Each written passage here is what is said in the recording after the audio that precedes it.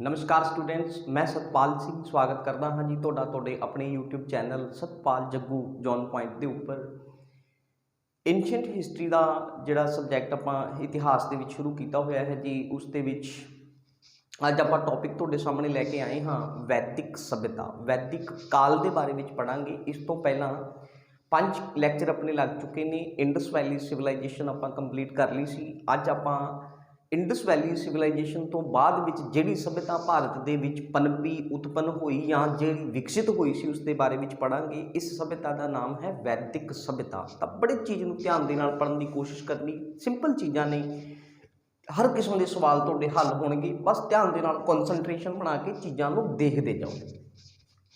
वैदिक सभ्यता, वैदिक पीरियड भी कह सकते हो। वैदिक सभ्यता एक अजिही सभ्यता रही है जिसनूं आपां कह सकते हाँ इतिहासिक काल की सभ्यता। इतिहासिक काल की सभ्यता, हुण इतिहासिक काल किहड़ा हुंदा है? इतिहासिक काल वो हुंदा है जिस काल दे विच सानूं जानकारी फुल मिलती होवे, कंप्लीट जानकारी होवे, चाहे तो वो साडे कोले लिखती होवे, चाहे उसके कुछ सानूं पुरातात्विक जिहड़े कह सकते हाँ सबूत मिलते होण, है ना।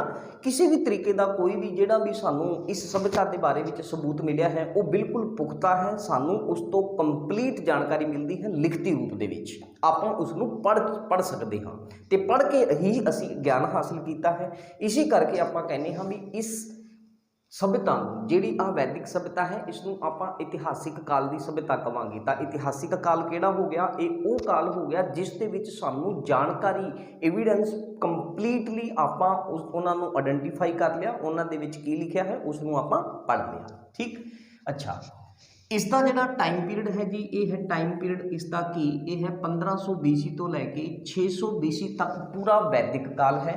इस वैदिक काल नूं 2 भागां दे विच वंडिया गया है। एक काल नूं आपां कहने हाँ ऋग्वैदिक काल, दूसरा है साडे कोले उत्तर वैदिक काल। 2 काल ने, एक ऋग्वैदिक काल, एक उत्तर वैदिक काल। ऋग्वैदिक काल का टाइम है 1500 तो लैके 1000 BC तक का। उत्तर वैदिक काल का टाइम है 1000 तो लैके 600 BC तक का। ऋग्वैदिक काल के बारे में सानू जानकारी मिलती है जी ऋग्वेद तो। हुण ऋग्वेद लिखिया गया है, असी उसनू बिल्कुल अच्छी तरीके दे नाल पढ़ सकते हाँ, है ना। तो इसी करके जानकारी पूरी मिली है सानू। इसकी ऋग्वैदिक काल की जानकारी सानू ऋग्वेद तो मिलती है, इसी करके आपां इसनू ऋग्वैदिक काल भी कहने हाँ। ऋग्वैदिक काल नू पूर्व वैदिक काल भी बोलिया जाता है। उत्तर वैदिक काल, उत्तर वैदिक काल का टाइम है जी 1000 BC तो लैके 600 BC तक का। जानकारी मिलती है जी सानू बाकी दे 3 वेदां तो। टोटल वेद 4 ने, 4 दे विचों ऋग्वेद तो जानकारी ऋग्वैदिक काल की, बाकी दे 3 वेदां तो उत्तर वैदिक काल की। ठीक, हुण देखो आ तां पूरा टाइम सी, इस टाइम नूं 2 भागां दे विच वंडिया गया। हुण सवाल ये है भी 2 भागां दे विच क्यों वंड दिता गया? हुण सवाल का जिहड़ा जवाब है वो है जी इस वंड का आधार की है, ये किस आधार पर वंडी गई है? ये वैदिक काल नूं 2 भागां दे विच वंडिया गया है। इसका आधार है लोहा। हुण लोहा की है जी? लोहे के सानू भारत विच सबूत मिले ने अतरंजी खेड़ा तो। अतरंजी खेड़ा एक अजिही जगह है जिथों सानू लोहे के सबूत मिले ने। अतरंजी खेड़ा यूपी दे विच इटावा जिले दे विच एक पिंड पैंदा है। 800 BC का साडे कोले ये लोहा मिलिया है। मतलब भारत दे विच जिहड़े प्राचीनतम लोहे के सबूत मिले ने सानू वो 800 BC के पुराने ने। हुण देखो वैदिक सभ्यता नूं ही आर्य सभ्यता कहा जाता है। वैदिक सभ्यता नूं ही आर्य सभ्यता आपां कहने हाँ। हुण ये वैदिक सभ्यता आर्य सभ्यता किवें है? शब्दां दे विच ही अर्थ लुकिया होया है। वैदिक शब्द बनिया है वेद तो। वेद शब्द संस्कृत भाषा का शब्द है। वेद शब्द का अर्थ है ज्ञान, तो जिस बंदे नूं ज्ञान होवे वो दूसरे बंदियां नालों की हो जाता है? वो दूसरे बंदियां नालों उच्च हो जाता है, श्रेष्ठ हो जाता है, कुलीन हो जाता है। उच्च, श्रेष्ठ ते कुलीन, इन्हां तिन्हां शब्दां नूं इक्को शब्द दे नाल आपां डिनोट कर सकते हाँ आर्य। आर्य शब्द का अर्थ की है? उच्च, श्रेष्ठ, कुलीन।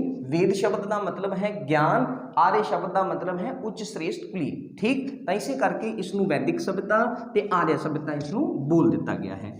वैदिक सभ्यता बोल दो या ਜਿਹੜੇ ਸਾਡੇ ਆਰਿਆ ਸਭਿਅਤਾ ਦੇ ਲੋਕ ਸੀ ਨਾ, ਇਹਨਾਂ ਨੂੰ ਕਿਸੇ ਵੀ ਪ੍ਰਕਾਰ ਦੀ ਲਿਪੀ ਦਾ ਗਿਆਨ ਨਹੀਂ ਸੀ। ਇਹਨਾਂ ਦੇ ਕੋਲ ਜੋ ਵੀ ਇਹਨਾਂ ਦੇ ਮਸਤਿਸ਼ਕ ਦੇ ਵਿੱਚ ਗਿਆਨ ਸੀਗਾ, ਉਹ ਸਾਰੇ ਦਾ ਸਾਰਾ ਗਿਆਨ ਇਹਨਾਂ ਨੇ ਕੀ ਕੀਤਾ ਹੈ, ਸੁਣ ਸੁਣਾ ਕੇ। ਜਿਵੇਂ ਮੰਨ ਕੇ ਚੱਲੋ ਵੀ ਮੈਨੂੰ ਲਿਪੀ ਦਾ ਗਿਆਨ ਨਹੀਂ ਹੈ, ਮੈਂ ਤੁਹਾਨੂੰ ਦੱਸਦਾ ਬੋਲ ਕੇ ਵੀ ਐਵੇਂ ਕਰਕੇ ਆਹ ਚੀਜ਼ ਹੁੰਦੀ ਹੈ, ਉਸੇ ਚੀਜ਼ ਨੂੰ ਤੁਸੀਂ ਸੁਣਿਆ ਤੇ ਤੁਸੀਂ ਸੁਣ ਕੇ ਅੱਗੇ ਦੂਸਰੇ ਨੂੰ ਦੱਸਤਾ, ਤਾਂ ਮਤਲਬ ਜਿਹੜਾ ਗਿਆਨ ਸੀ ਇਹ ਤੁਹਾਡੇ ਤੱਕ ਪਹੁੰਚਿਆ, ਤੁਹਾਡੇ ਤੋਂ ਅੱਗੇ ਤੱਕ ਪਹੁੰਚਿਆ, ਤਾਂ ਮਤਲਬ ਇਹ ਸੁਣ ਸੁਣਾ ਕੇ ਗਿਆਨ ਅੱਗੇ ਪਹੁੰਚ ਰਿਹਾ ਹੈ। ਇਸੇ ਕਰਕੇ ਆਪਾਂ ਕਹਿ ਸਕਦੇ ਹਾਂ ਕਿ ਲਿਪੀ ਦਾ ਗਿਆਨ ਨਾ ਹੋਣ ਦੀ ਵਜ੍ਹਾ ਨਾਲ ਗਿਆਨ ਸੁਣ ਸੁਣਾ ਕੇ ਅੱਗੇ ਵਧਿਆ, ਤੇ ਜਦੋਂ ਗਿਆਨ ਸੁਣ ਸੁਣਾ ਕੇ ਅੱਗੇ ਵੱਧਦਾ ਹੈ ਤੇ ਜਿਹੜਾ ਉਹ ਗਿਆਨ ਹੈ ਉਸ ਨੂੰ ਕੀ ਬੋਲਿਆ ਗਿਆ ਹੈ ਜੀ, ਬਾਅਦ ਵਿੱਚ ਲਿਪੀਬੱਧ ਕੀਤਾ ਗਿਆ ਹੈ। ਇਸੇ ਕਰਕੇ ਇਸ ਨੂੰ ਸ਼ਰੂਤੀ ਸਾਹਿਤ ਵੀ ਬੋਲਿਆ ਗਿਆ ਹੈ।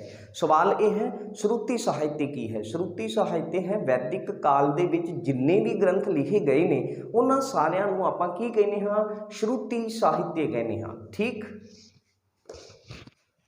ਹੁਣ ਆਰੀਆ ਜਿਹੜੀ ਸਭਿਅਤਾ ਰਹੀ ਹੈ ਆਪਣੀ, ਇਸ ਆਰੀਆ ਸਭਿਅਤਾ ਦਾ ਜਿਹੜਾ ਮੂਲ ਨਿਵਾਸ ਹੈ ਉਹ ਕਿੱਥੋਂ ਦਾ ਹੈ? ਮਤਲਬ ਕੀ ਹੈ ਜੀ, ਜਿਨ੍ਹਾਂ ਲੋਕਾਂ ਨੇ ਆਰੀਆ ਸਭਿਅਤਾ ਦਾ ਨਿਰਮਾਣ ਕੀਤਾ ਸੀ ਉਹ ਲੋਕ ਕਿੱਥੋਂ ਆਏ ਸੀ, ਇਸ ਦੇ ਬਾਰੇ ਵਿੱਚ ਅਲੱਗ-ਅਲੱਗ ਵਿਦਵਾਨਾਂ ਦੇ ਅਲੱਗ-ਅਲੱਗ ਮਤ ਨੇ, ਉਹਨਾਂ ਦੇ ਬਾਰੇ ਵਿੱਚ ਆਪਾਂ ਜਾਣਕਾਰੀ ਹਾਸਿਲ ਕਰਾਂਗੇ। ਦੇਖੋ, ਆਰੀਆ ਲੋਕਾਂ ਦੇ ਮੂਲ ਨਿਵਾਸ ਦੇ ਉੱਪਰ ਗੱਲ ਹੋ ਰਹੀ ਹੈ। ਬਾਲ ਗੰਗਾਧਰ ਤਿਲਕ ਨੇ ਦੱਸਿਆ ਸੀ ਆਰਕਟਿਕ ਹੋਮ। ਆਰਕਟਿਕ ਹੋਮ ਨੂੰ ਤੁਸੀਂ ਕਹਿ ਸਕਦੇ ਹੋ ਕਿ ਇਹਨਾਂ ਨੇ ਜਿਹੜਾ ਵੈਦਿਕ ਸਭਿਅਤਾ ਦੇ ਲੋਕਾਂ ਦਾ ਜਿਹੜਾ ਮੂਲ ਨਿਵਾਸ ਦੱਸਿਆ ਹੈ ਜੀ, ਉਹ ਉੱਤਰੀ ਧਰੁਵ ਦੱਸਿਆ ਹੈ। ਠੀਕ ਹੈ। ਤੇ ਇਹਨਾਂ ਨੇ ਇੱਕ ਆਪਣੀ ਬੁੱਕ ਲਿਖੀ ਸੀ ਆਰਕਟਿਕ ਹੋਮ ਆਫ ਵੇਦਾਸ, ਉਸ ਦੇ ਵਿੱਚ ਇਹ ਚੀਜ਼ ਨੂੰ ਮੈਂਸ਼ਨ ਕੀਤਾ ਹੈ। ਦਇਆਨੰਦ ਸਰਸਵਤੀ ਨੇ ਦੱਸਿਆ ਸੀ ਤਿੱਬਤ। ਦਇਆਨੰਦ ਸਰਸਵਤੀ ਉਹੀ ਇਨਸਾਨ ਨੇ ਜਿਨ੍ਹਾਂ ਨੇ 1875 ਦੇ ਵਿੱਚ ਆਰੀਆ ਸਮਾਜ ਦੀ ਰਚਨਾ ਕੀਤੀ ਸੀ, ਆਰੀਆ ਸਮਾਜ ਦੀ ਸਥਾਪਨਾ ਕੀਤੀ ਸੀ ਤੇ ਵੇਦਾਂ ਦੀ ਤਰਫ ਲੋਟੋ ਦਾ ਨਾਅਰਾ ਦਿੱਤਾ ਸੀ। DS ਤ੍ਰਿਵੇਦੀ ਨੇ ਅਫਗਾਨਿਸਤਾਨ ਦੱਸਿਆ ਹੈ ਮੂਲ ਨਿਵਾਸ। ਅਫਗਾਨਿਸਤਾਨ ਨੂੰ ਹੀ ਦੇਵਿਕਾ ਪ੍ਰਦੇਸ਼ ਬੋਲਿਆ ਜਾਂਦਾ ਹੈ। DS ਕੱਲਾ ਨੇ ਕਸ਼ਮੀਰ ਨਾਮ ਦੱਸਿਆ ਹੈ ਜੀ ਮੂਲ ਨਿਵਾਸ ਥਾ। ਸੰਪੂਰਨਾਨੰਦ ਅਤੇ ਡਾਕਟਰ ਅਵਿਨਾਸ਼ ਚੰਦਰ ਦਾਸ, ਇਹਨਾਂ ਨੇ ਸਪਤ ਸਿੰਧੂ ਪ੍ਰਦੇਸ਼, ਸਪਤ ਸਿੰਧੂ ਪ੍ਰਦੇਸ਼ ਮਤਲਬ ਜਿਹੜਾ ਪੰਜਾਬ ਹੈ, ਪੰਜਾਬ ਦਾ ਪ੍ਰਾਚੀਨ ਨਾਮ ਸਪਤ ਸਿੰਧੂ ਪ੍ਰਦੇਸ਼ ਹੈ, ਤਾਂ ਇਹਨਾਂ ਨੇ ਪੰਜਾਬ ਕਿਹਾ ਹੈ ਜਾਂ ਸਪਤ ਸਿੰਧੂ ਪ੍ਰਦੇਸ਼ ਕਹਿ ਸਕਦੇ ਹੋ। ਮੈਕਸ ਮੂਲਰ ਨੇ ਦੱਸਿਆ ਹੈ ਜੀ ਮੱਧ ਏਸ਼ੀਆ ਜਾਂ ਪੱਛਮੀ ਏਸ਼ੀਆ, ਇਹੀ ਸਭ ਤੋਂ ਜ਼ਿਆਦਾ ਵੈਲਿਡ ਮੰਨਿਆ ਜਾਂਦਾ ਹੈ। ਹੁਣ ਇਹਨਾਂ ਦਾ ਮਤ ਸਭ ਤੋਂ ਜ਼ਿਆਦਾ ਵੈਲਿਡ ਮੰਨਿਆ ਗਿਆ ਹੈ, ਤਾਂ ਇਸ ਦਾ ਕੀ ਆਧਾਰ ਹੈ? ਕੋਈ ਤਾਂ ਆਧਾਰ ਹੋਏਗਾ, ਤਾਂ ਇਹਨਾਂ ਨੇ ਆਪਣੇ ਦੋ ਆਧਾਰ ਦੱਸੇ ਨੇ। ਪਹਿਲਾ ਆਧਾਰ ਕੀ ਕਿਹਾ ਜਾ ਰਿਹਾ ਹੈ ਜੀ, ਮੈਕਸ ਮੂਲਰ ਦੇ ਅਨੁਸਾਰ ਇਹ ਕਹਿ ਰਹੇ ਨੇ ਵੀ ਜਿਹੜਾ ਈਰਾਨ ਦਾ ਗ੍ਰੰਥ ਹੈ ਨਾ ਉਹ ਹੈ ਜੇਂਦ ਅਵੇਸਤਾ। ਜੇਂਦ ਅਵੇਸਤਾ ਦੇ ਵਿੱਚ ਜਿਹੜੀਆਂ ਗੱਲਾਂ ਲਿਖੀਆਂ ਗਈਆਂ ਨੇ ਉਹੀ ਗੱਲਾਂ ਰਿਗਵੇਦ ਦੇ ਵਿੱਚ ਪਾਈਆਂ ਗਈਆਂ ਨੇ। ਮਤਲਬ ਜੇਂਦ ਅਵੇਸਤਾ ਅਤੇ ਰਿਗਵੇਦ ਦੇ ਵਿੱਚ ਕੀ ਹੈ, ਸਮਾਨਤਾ ਹੈ। ਤੇ ਜੇ ਦੋਨਾਂ ਦੇ ਵਿੱਚ ਸਮਾਨਤਾ ਹੈ ਤਾਂ ਮਤਲਬ ਦੋਨਾਂ ਦੇ ਨਾਲ ਕੋਈ ਰਿਲੇਸ਼ਨ ਹੈ। ਰਿਲੇਸ਼ਨ ਹੈ ਤਾਂ ਮਤਲਬ ਇਹ ਜਿਹੜੇ ਲੋਕ ਜਿਨ੍ਹਾਂ ਨੇ ਆਰੀਆ ਸਭਿਅਤਾ ਬਣਾਈ ਹੈ ਉਹ ਮੱਧ ਏਸ਼ੀਆ ਤੋਂ ਆਏ ਸੀ। ਠੀਕ ਹੈ। ਫਿਰ ਉਸ ਤੋਂ ਬਾਅਦ ਹੈ ਜੀ 1400 BC ਦਾ ਪੁਰਾਣਾ ਇੱਕ ਨਾ ਬੋਗੋਸ ਕੋਈ ਅਭਿਲੇਖ ਮਿਲਿਆ ਹੈ। ਬੋਗੋਸ ਕੋਈ ਅਭਿਲੇਖ, ਇਸੇ ਨੂੰ ਹੀ ਏਸ਼ੀਆ ਮਾਈਨਰ ਬੋਲਿਆ ਜਾਂਦਾ ਹੈ। ਇਹ ਪੱਛਮੀ ਏਸ਼ੀਆ ਦੇ ਵਿੱਚ ਪਾਇਆ ਗਿਆ ਤੇ ਇਸੇ ਅਭਿਲੇਖ ਦੇ ਵਿੱਚ ਕੀ ਹੈ ਜੀ, 4 ਵੈਦਿਕ ਦੇਵਤਾਵਾਂ ਦੇ ਨਾਮ ਮਿਲਦੇ ਨੇ। 4 ਵੈਦਿਕ ਦੇਵਤੇ ਕਿਹੜੇ-ਕਿਹੜੇ ਨੇ ਜਿਨ੍ਹਾਂ ਦੇ ਨਾਮ ਮਿਲਦੇ ਨੇ ਸਾਨੂੰ ਇਸ ਬੋਗੋਸ ਕੋਈ ਅਭਿਲੇਖ ਦੇ ਵਿੱਚ, ਜੋ 1400 BC ਦੇ ਵਿੱਚ ਪਾਇਆ ਗਿਆ, ਮੱਧ ਏਸ਼ੀਆ ਤੋਂ ਮਿਲਿਆ ਸੀ। ਇਸ ਦੇ ਵਿੱਚ ਇੰਦਰ, ਮਿੱਤਰ, ਵਰੁਣ ਤੇ ਨਾਦਸੇ 4 ਦੇਵਤਿਆਂ ਦੇ ਨਾਮ ਮਿਲਦੇ ਨੇ। ਈਰਾਨ ਦੇ ਵਿੱਚ ਜਿਹੜਾ ਅਗਨੀ ਹੈ, ਅਗਨੀ ਨੂੰ ਨਾਦਸੇ ਕਿਹਾ ਗਿਆ ਹੈ। ਈਰਾਨ ਦੇ ਵਿੱਚ ਅਗਨੀ ਨੂੰ ਨਾਦਸੇ ਕਿਹਾ ਗਿਆ ਹੈ ਤੇ ਭਾਰਤ ਦੇ ਵਿੱਚ ਜਿਹੜਾ ਨਾਦਸੇ ਦੇਵਤਾ ਹੈ ਇਸ ਨੂੰ ਚਿਕਿਤਸਾ ਦਾ ਦੇਵਤਾ ਮੰਨਿਆ ਜਾਂਦਾ ਹੈ। ਤਾਂ ਇਹ ਕੁਝ ਗੱਲਾਂ ਸੀ ਇਸ ਦੀਆਂ ਮੂਲ ਨਿਵਾਸ ਦੇ ਉੱਪਰ। ਹੁਣ ਜਿਹੜਾ ਵੈਦਿਕ ਸਾਹਿਤ ਹੈ, ਵੈਦਿਕ ਸਭਿਅਤਾ ਦੇ ਵਿੱਚ ਜਿੰਨੇ ਵੀ ਗ੍ਰੰਥ ਲਿਖੇ ਗਏ ਨੇ ਉਹਨਾਂ ਨੂੰ ਸਾਰਿਆਂ ਨੂੰ ਮਿਲਾ ਕੇ ਆਪਾਂ ਕੀ ਕਹਿੰਦੇ ਹਾਂ, ਵੈਦਿਕ ਸਾਹਿਤ ਕਹਿੰਦੇ ਹਾਂ। ਤੇ ਜਿਹੜਾ ਵੈਦਿਕ ਸਾਹਿਤ ਹੈ ਇਸ ਨੂੰ ਆਪਾਂ ਕਹਿੰਦੇ ਹਾਂ ਸ਼ਰੂਤੀ ਸਾਹਿਤ। ਇਸ ਨੂੰ ਔਪੁਰਸ਼ੀਏ ਵੀ ਬੋਲਿਆ ਗਿਆ ਹੈ, ਇਸ ਨੂੰ ਨਿੱਤੇ ਵੀ ਬੋਲਿਆ ਗਿਆ ਹੈ, ਇਸ ਨੂੰ ਖਿੱਲੇ ਵੀ ਬੋਲਿਆ ਗਿਆ ਹੈ। ਇਸ ਦੇ ਕਈ ਨਾਮ ਨੇ ਵੈਦਿਕ ਸਾਹਿਤ ਦੇ। ਵੈਦਿਕ ਸਾਹਿਤ ਨੂੰ ਸ਼ਰੂਤੀ ਕਿਉਂ ਬੋਲਿਆ ਗਿਆ? ਕਿਉਂਕਿ ਗਿਆਨ ਸੁਣ ਸੁਣਾ ਕੇ ਅੱਗੇ ਵਧਿਆ ਸੀ। ਔਪੁਰਸ਼ੀਏ ਕਿਉਂ ਬੋਲਿਆ ਗਿਆ ਹੈ? ਕਿਉਂਕਿ ਵੈਦਿਕ ਸਾਹਿਤ ਦੀ ਰਚਨਾ ਕਿਸੇ ਆਮ ਇਨਸਾਨ ਨੇ ਨਹੀਂ ਕੀਤੀ, ਦੇਵਤਿਆਂ ਦੇ ਦੁਆਰਾ ਇਸ ਦੀ ਰਚਨਾ ਹੋਈ ਹੈ। ਖਿੱਲੇ ਕਿਉਂ ਬੋਲਿਆ ਗਿਆ ਹੈ? ਖਿੱਲੇ ਇਸ ਕਰਕੇ ਬੋਲਿਆ ਗਿਆ ਹੈ ਕਿਉਂਕਿ ਹੱਥਾਂ ਨਾਲ ਲਿਖੀਆਂ ਹੋਈਆਂ ਰਚਨਾਵਾਂ ਨੇ, ਹੱਥਾਂ ਨਾਲ ਲਿਖੀਆਂ ਹੋਈਆਂ ਰਚਨਾਵਾਂ ਨੂੰ ਹੀ ਖਿੱਲੇ ਬੋਲਿਆ ਜਾਂਦਾ ਹੈ। ਟੋਟਲ ਵੈਦਿਕ ਸਾਹਿਤ ਦੇ ਵਿੱਚ ਕਾਫੀ ਸਾਰੀਆਂ ਚੀਜ਼ਾਂ ਨੇ, ਲੇਕਿਨ ਆਪਾਂ ਮੇਨ ਮੰਨਾਂਗੇ 4 ਵੇਦ ਨੇ, ਰਿਗਵੇਦ, ਸਾਮਵੇਦ, ਯਜੁਰਵੇਦ, ਅਥਰਵਵੇਦ। चार वेदां दे विच देखिया जाए तो लास्ट वाला वेद जिहड़ा है इसनूं छड्ड दो, जिहड़े उपर वाले तीन वेद ने ऋग्वेद, सामवेद ते यजुर्वेद, इन्हां तिन्नां वेदां नूं मिला के वेद त्रेही बोलिया जाता है। सवाल बन सकता है वेद त्रेही दे विच किहड़े-किहड़े वेद शामिल ने, तो वेद त्रेही दे विच ऋग्वेद, सामवेद, यजुर्वेद शामिल ने, अथर्ववेद नहीं है। इसी तरीके ये वेद त्रेही है। एक हुंदा है प्रस्थान त्रेही। प्रस्थान त्रेही की है जी, प्रस्थान त्रेही दे विच भगवत गीता आ जाएगी, फिर उस तो बाद उपनिषद आ जाएंगे तो ब्रह्म सूत्र आ जाएंगे। ठीक, तो ये कुछ खास खास गल्लां सी। हुण आपां देखांगे वेदां दे बारे विच। हाँ जी, हुण आपां वेदां नूं पढ़न तो पहलां थोड़ा जिहा कुछ एक होर गल्लां ने जिहड़ियां अपने लिए जरूरी ने जाननियां, उन्हां नूं आपां जाणांगे। देखो, वेदां की रचना जिस स्थान पर हुई है वह है जी पंजाब। पंजाब नूं आपां बोलते हाँ सब सिंधु प्रदेश, इस करके कन्फ्यूजन दे विच नहीं आउणा। वेदां की रचना पंजाब बोल दो या सब सिंधु प्रदेश बोल दो, गल एक ही है। काल किहड़े समय दे विच इन्हां दी रचना हुई सी? 1500 तो लैके 1000 BC के विचकार इन्हां दी रचना हुई है। रचनाकार कौन सीगा जी? रचनाकार सी वेद व्यास। अगर पूछ लिया जाए संकलनकर्ता, संकलनकर्ता का मतलब होता है जिसने वेदां नूं इकट्ठा किया। इकट्ठा करना मतलब इंग्लिश के विच कंपाइलर। कंपाइलर है जी कृष्ण देवा पाइन वेद व्यास। हुण आपां गल करांगे ऋग्वेद के उपर। चार वेदां दे विच सब तो प्राचीन, सब तो पहला वेद जिहड़ा मन्निया जाता है जी वो है ऋग्वेद।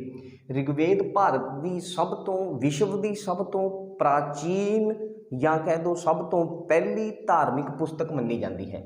श्लोक इस दे विच दसे गए ने, या तुसीं कह सकते हो ऋग्वेद विच श्लोक या मंत्रां दा समूह है। इसका जिहड़ा बंदा पाठ करता है उसनूं होत्री बोलिया जाता है। ठीक है, इस दे विच टोटल 10 मंडल ने, 1028 इस दे विच सूतक ने, 10,580 इस दे विच मंत्र ते श्लोक जिहड़े ने वो दसे गए ने अलग अलग देवतियां की स्तुति दे वास्ते। पहला ते 10वां मंडल जिहड़े ने जी इसके बिल्कुल नवें या कह दो सब तो नवीन ने। सब तो नवां या सब तो नवीन मंडल जिहड़े ने वो पहला ते 10वां ही मन्ने गए ने, क्योंकि इन्हां नूं सब तो बाद विच जोड़िया गया है। ठीक है, सब तो बाद विच इन्हां नूं जोड़िया गया है, इसी करके इन्हां नूं सब तो नवीन मंडल भी बोलिया गया है। 2 तो लैके 7 नंबर तक जिहड़े मंडल ने साडे उन्हां नूं आपां सब तो प्राचीन मंडल कहने हाँ। प्राचीन मंडल नूं ही गोत्र मंडल बोलिया जाता है, गोत्र मंडल नूं ही वंश मंडल बोलते हैं।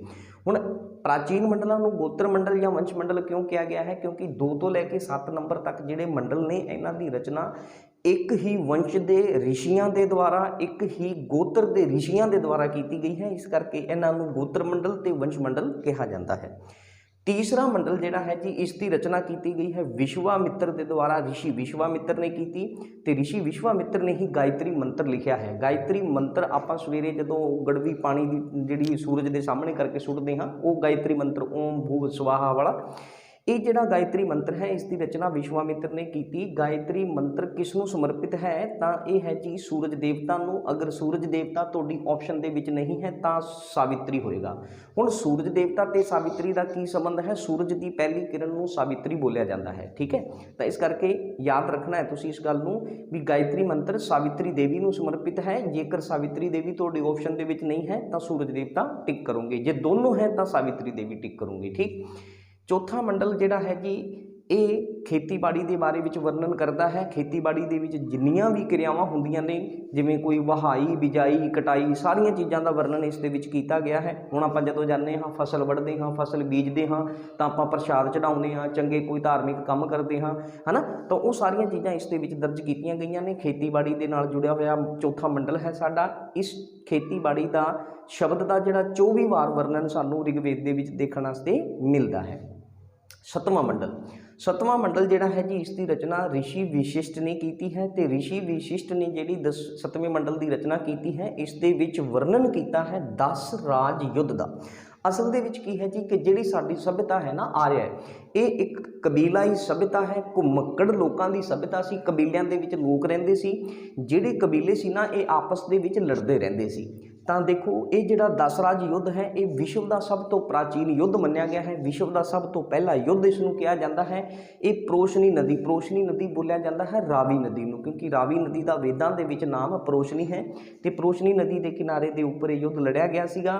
ये 10 राज युद्ध इस करके कहा जाता है क्योंकि एक पासे 10 कबीलियां दे राजे सी ते एक पासे एक कबीले का राजा सी। ਜਿਹੜੇ 10 ਕਬੀਲੇ ਸੀ ਉਹਨਾਂ ਨੂੰ ਛੱਡੋ ਇੱਕ ਵਾਰ, ਜਿਹੜਾ ਇੱਕ ਕਬੀਲਾ ਸੀ ਉਸ ਕਬੀਲੇ ਦਾ ਨਾਮ ਸੀ ਭਰਤ ਕਬੀਲਾ। ਭਰਤ ਨਾਮਕ ਕਬੀਲਾ ਸੀ। ਭਰਤ ਨਾਮਕ ਕਬੀਲੇ ਦਾ ਰਾਜਾ ਸੀ ਸੁਦਾਸ। ਰਾਜਾ ਸੁਦਾਸ ਜਿਹੜਾ ਸੀਗਾ ਜੀ ਇਹ ਇਸ युद्ध ਦੇ ਵਿੱਚ ਜਿੱਤਿਆ ਸੀ। ਇਸੇ ਭਰਤ ਨਾਮਕ ਕਬੀਲੇ ਦੇ ਉੱਪਰ ਸਾਡੇ ਭਾਰਤ ਦਾ ਸਭ ਤੋਂ ਪ੍ਰਾਚੀਨ ਨਾਮ ਹੈ ਜਿਹੜਾ ਉਹ ਹੈ ਭਾਰਤ ਵਰਸ਼। ਭਾਰਤ ਵਰਸ਼ ਨਾਮ ਇਸੇ ਭਰਤ ਨਾਮਕ ਕਬੀਲੇ ਦੇ ਉੱਪਰ ਇਸ ਦਾ ਪਿਆ ਹੋਇਆ ਹੈ। ਤਾਂ ਇਹ ਕੁਝ ਜਾਣਕਾਰੀ ਆਪਾਂ ਦੇਖੀ। ਹੁਣ ਇਸ ਤੋਂ ਬਾਅਦ ਅਗਰ ਆਪਾਂ ਗੱਲ ਕਰੀਏ ਤਾਂ ਅਗਲਾ ਹੈ ਜੀ ਸਾਡੇ ਕੋਲੇ 8ਵਾਂ ਮੰਡਲ। 8ਵੇਂ ਮੰਡਲ ਦੇ ਵਿੱਚ ਹੱਥਾਂ ਨਾਲ ਲਿਖੀਆਂ ਹੋਈਆਂ ਕੁਝ ਰਚਨਾਵਾਂ ਹੈਗੀਆਂ ਨੇ ਤੇ ਹੱਥਾਂ ਨਾਲ ਲਿਖੀਆਂ ਹੋਈਆਂ ਰਚਨਾਵਾਂ ਨੂੰ ਆਪਾਂ ਕੀ ਬੋਲਦੇ ਹਾਂ, ਇਹਨਾਂ ਨੂੰ ਬੋਲਿਆ ਜਾਂਦਾ ਹੈ ਖਿੱਲੇ। 9ਵਾਂ ਮੰਡਲ ਸੋਮ ਦੇਵਤਾ ਨੂੰ ਸਮਰਪਿਤ ਹੈ। ਟੋਟਲ ਪੂਰੇ ਦਾ ਪੂਰਾ ਮੰਡਲ ਸੋਮ ਦੇਵਤਾ ਨੂੰ ਸਮਰਪਿਤ ਹੈ। ਸੋਮ ਦੇਵਤਾ ਦਾ ਜ਼ਿਕਰ ਰਿਗਵੇਦ ਵਿੱਚ 144 ਵਾਰ ਹੈ। ਸੋਮ ਦੇਵਤਾ ਅਸਲ ਦੇ ਵਿੱਚ ਕੀ ਹੈ ਜੀ, ਇੱਕ ਬਨਸਪਤੀ ਦਾ ਦੇਵਤਾ ਮੰਨਿਆ ਗਿਆ ਹੈ। ਬਨਸਪਤੀ ਤੋਂ ਸੋਮਰਸ ਤਿਆਰ ਕੀਤਾ ਜਾਂਦਾ ਸੀ। ਇਸੇ ਨੂੰ ਹੀ ਉਸ ਸਮੇਂ ਦੇ ਲੋਕ ਜਿਹੜੇ ਆਰੀਆ ਸਭਿਅਤਾ ਦੇ ਲੋਕ ਸੀ ਉਹ ਇਸ ਦਾ ਸੇਵਨ ਕਰਦੇ ਸੀ। ਸੋਮਰਸ ਮੰਜੂਵਤ ਚੋਟੀ ਹਿਮਾਲਿਆ ਪਰਬਤ ਦੇ ਵਿੱਚ ਇੱਕ ਚੋਟੀ ਹੈ। ਉਸ ਚੋਟੀ ਦੀ ਬਨਸਪਤੀ ਤੋਂ ਇਹ ਜਿਹੜਾ ਸੋਮਰਸ ਹੈ ਤਿਆਰ ਕੀਤਾ ਜਾਂਦਾ ਸੀ। 10ਵਾਂ ਮੰਡਲ ਜਿਹੜਾ ਹੈ ਜੀ, ਇਸ ਮੰਡਲ ਨੂੰ ਆਪਾਂ ਬੋਲਿਆ ਸੀ ਸਭ ਤੋਂ ਨਵਾਂ ਮੰਡਲ ਹੈ। ਇੱਕ ਪਹਿਲਾ ਮੰਡਲ ਤੇ 10ਵਾਂ ਮੰਡਲ ਸਭ ਤੋਂ ਨਵੀਨ ਮੰਡਲ ਸੀ। 10ਵੇਂ ਮੰਡਲ ਦੇ ਵਿੱਚ 3 ਸੂਤਕਾਂ ਦਾ ਵਰਣਨ ਕੀਤਾ ਗਿਆ ਹੈ। ਹੁਣ ਉਹ 3 ਸੂਤਕ ਕਿਹੜੇ ਨੇ ਭਲਾ? ਇੱਕ ਹੈ ਪੁਰਸ਼ ਸੂਤਕ, ਇੱਕ ਹੈ ਨਦੀ ਸੂਤਕ, ਇੱਕ ਹੈ ਵਿਆਹ ਸੂਤਕ। ਪੁਰਸ਼ ਸੂਤਕ ਦੀ ਗੱਲ ਕਰੀਏ ਤਾਂ ਪੁਰਸ਼ ਸੂਤਕ ਜਿਹੜਾ ਹੈ ਇਸ ਦੇ ਵਿੱਚ ਵਰਣ ਸਿਸਟਮ ਦੱਸਿਆ ਗਿਆ ਹੈ। ਵਰਣ ਸਿਸਟਮ ਜਿਹੜੇ 4 ਵਰਣ ਨੇ, ਜਿਵੇਂ ਬ੍ਰਾਹਮਣ, ਛਤਰੀਏ, ਵੈਸ਼ਯ, ਸ਼ੂਦਰ, ਇਹ ਜਿਹੜੇ ਨੇ ਇਹ ਸਾਰਾ ਕਨਸੈਪਟ ਇਸ ਦੇ ਵਿੱਚ ਦੱਸਿਆ ਗਿਆ ਹੈ। ਤੇ ਇਸ ਦੇ ਵਿੱਚ ਸ਼ੂਦਰ ਸ਼ਬਦ ਇੱਕ ਵਾਰ ਆਇਆ ਹੈ। ਕਦੇ ਵੀ ਸਵਾਲ ਬਣ ਜੇ ਰਿਗਵੇਦ ਦੇ ਵਿੱਚ ਸ਼ੂਦਰ ਸ਼ਬਦ ਕਿੰਨੀ ਵਾਰ ਆਇਆ ਹੈ ਜੀ, ਤਾਂ ਉਹ ਇੱਕ ਵਾਰ ਆਇਆ ਹੈ। ਨਦੀ ਸੂਤਕ ਦੀ ਅਗਰ ਗੱਲ ਕਰੀਏ ਤਾਂ ਸਭ ਤੋਂ ਵੇਦਾਂ ਦੇ ਵਿੱਚ ਸਭ ਤੋਂ ਪਵਿੱਤਰ ਨਦੀ ਮੰਨਿਆ ਗਿਆ ਹੈ ਜੀ ਸਰਸਵਤੀ ਨੂੰ। ਸਭ ਤੋਂ ਪ੍ਰਸਿੱਧ ਨਦੀ ਕਿਹੜੀ ਹੈ ਜੀ? ਸਿੰਧੂ ਹੈ। ਪ੍ਰਸਿੱਧ ਕਿਵੇਂ? ਜਿਸ ਦਾ ਨਾਮ ਜ਼ਿਆਦਾ ਵਾਰ ਹੋਵੇ, ਜਿਸ ਨੂੰ ਜ਼ਿਆਦਾ ਲੋਕ ਜਾਣਦੇ ਹੋਣ ਉਹ ਪ੍ਰਸਿੱਧ ਹੋਊਗਾ, ਜਾਂ ਜਿਸ ਦਾ ਨਾਮ ਜਿਹੜਾ ਹੈ ਜ਼ਿਆਦਾ ਵਾਰ ਵਰਣਨ ਕੀਤਾ ਗਿਆ ਹੋਵੇ ਉਹ ਨਦੀ ਹੈ ਸਾਡੇ ਕੋਲੇ ਸਿੰਧੂ। ਅੰਤਿਮ ਨਦੀ ਵੇਦਾਂ ਦੇ ਵਿੱਚ ਜਿਸ ਦੀ ਆਪਾਂ ਕਹਿ ਸਕਦੇ ਹਾਂ ਨਾਮ ਆਇਆ ਹੈ, ਅੰਤਿਮ ਨਦੀ ਜਿਹੜੀ ਹੈ ਉਹ ਹੈ ਗੋਮਲ ਨਦੀ। ਮਤਲਬ ਨਦੀਆਂ ਦਾ ਜ਼ਿਕਰ ਕਰਦਿਆਂ ਹੋਇਆਂ ਸਭ ਤੋਂ ਅੰਤਿਮ ਦੇ ਵਿੱਚ ਜਿਸ ਨਦੀ ਦਾ ਜ਼ਿਕਰ ਹੋਇਆ ਹੈ ਵੇਦਾਂ ਵਿੱਚ ਉਹ ਨਦੀ ਗੋਮਲ ਹੈ। ਗੰਗਾ ਦਾ ਜ਼ਿਕਰ ਵੇਦਾਂ ਦੇ ਵਿੱਚ ਇੱਕ ਵਾਰ ਹੈ। ਸਰਯੂ ਨਦੀ ਦਾ ਜ਼ਿਕਰ ਇੱਕ ਵਾਰ ਹੈ। ਯਮੁਨਾ ਨਦੀ ਦਾ ਜ਼ਿਕਰ 3 ਵਾਰ ਹੈ। ਹੁਣ ਕੁਛ ਇੱਕ ਹੋਰ ਚੀਜ਼ਾਂ ਨੇ, ਨਦੀਆਂ ਦੇ ਜਿਹੜੇ ਨਾਮ ਨੇ ਵੇਦਾਂ ਦੇ ਵਿੱਚ ਅਲੱਗ ਪ੍ਰਕਾਰ ਨਾਲ ਦੱਸੇ ਗਏ ਨੇ, ਉਹ ਆਪਾਂ ਹੁਣ ਡਿਸਕਸ਼ਨ ਕਰਾਂਗੇ। ਵੇਦਾਂ ਦੇ ਵਿੱਚ ਜਿਹੜੀਆਂ ਨਦੀਆਂ ਦਾ ਵਰਣਨ ਕੀਤਾ ਗਿਆ ਹੈ ਜੀ, ਉਹਨਾਂ ਨਦੀਆਂ ਦੇ ਅਗਰ ਆਪਾਂ ਨਾਮਾਂ ਦੀ ਗੱਲ ਕਰੀਏ ਤਾਂ ਦੇਖੋ ਜਿਹੜੀ ਸਿੰਧੂ ਨਦੀ ਹੈ ਇਸ ਦਾ ਨਾਮ ਦੱਸਿਆ ਗਿਆ ਹੈ ਸਿੰਧੂ ਹੀ।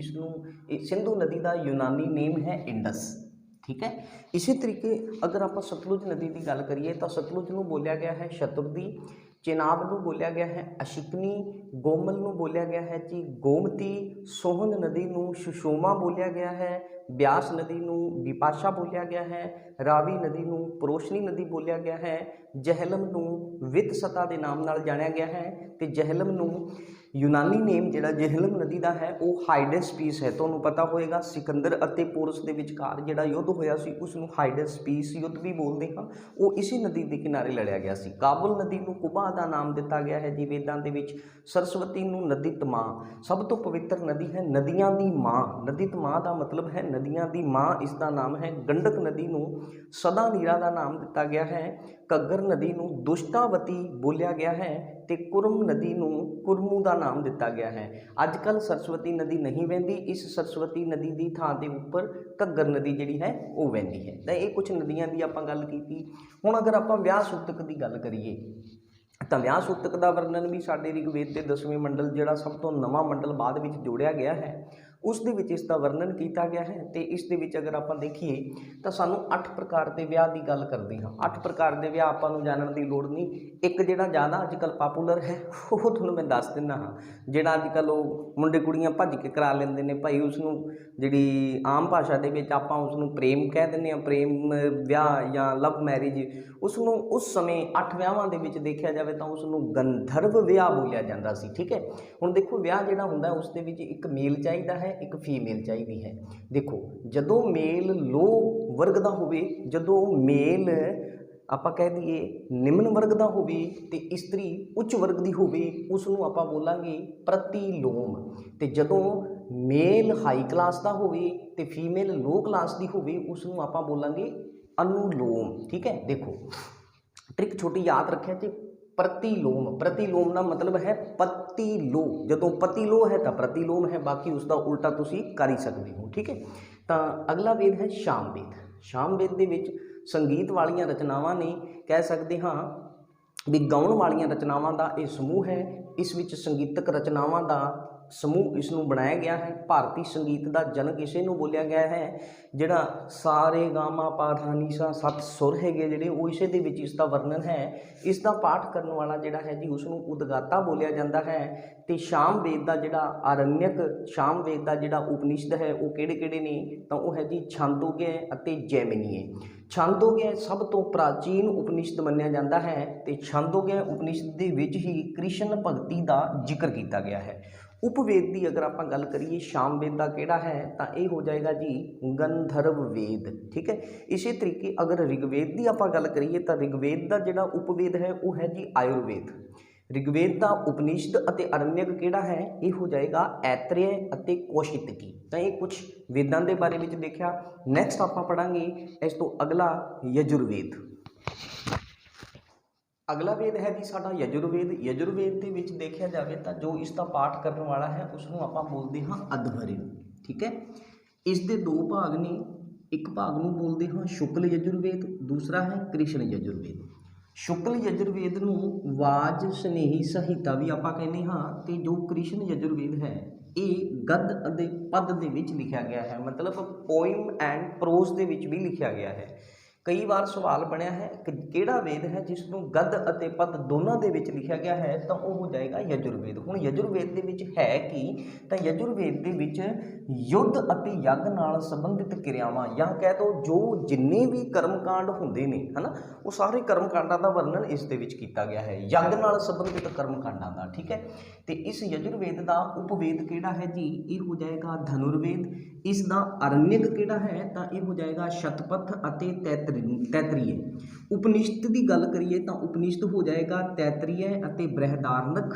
जिन्ने भी उपनिषद हैगे ने उन्होंने उपनिषदां दे विच सब तो वड्डा उपनिषद जिहड़ा मन्निया गया है जी वो बृहदारण्यक नूं मन्निया गया है। ठीक, अगला वेद है जी साडे कोले अथर्ववेद। अथर्ववेद सब तो नवां वेद है, सब तो बाद विच इसकी रचना हुई। इस दे विच जादू टोना, चिकित्सा अते वश करनी अजिहियां क्रियावां का वर्णन किया गया है।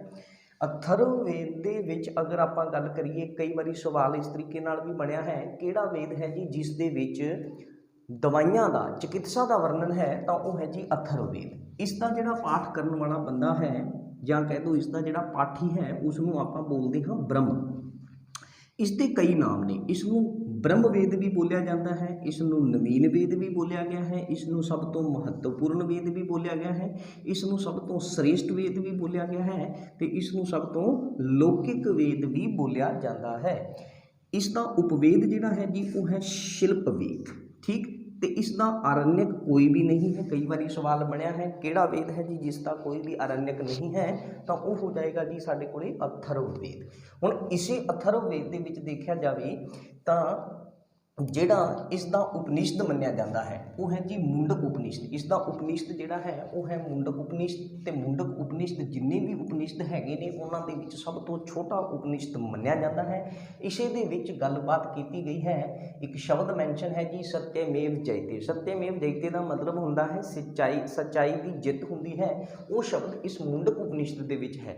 तो कई बार सवाल बनया है सत्यमेव जयते कित्थों लिया गया है, तो वो मुंडक उपनिषद तो लिया गया है। मुंडक उपनिषद किसका उपनिषद है, तो वो अथर्ववेद का है। ठीक है, इस तरीके ये होगी। हुण एक चीज़ होर तुसीं याद रखनी है, अथर्ववेद दे विच ना एक तुसीं सुनिया होएगा सभा ते दूसरा है समिति।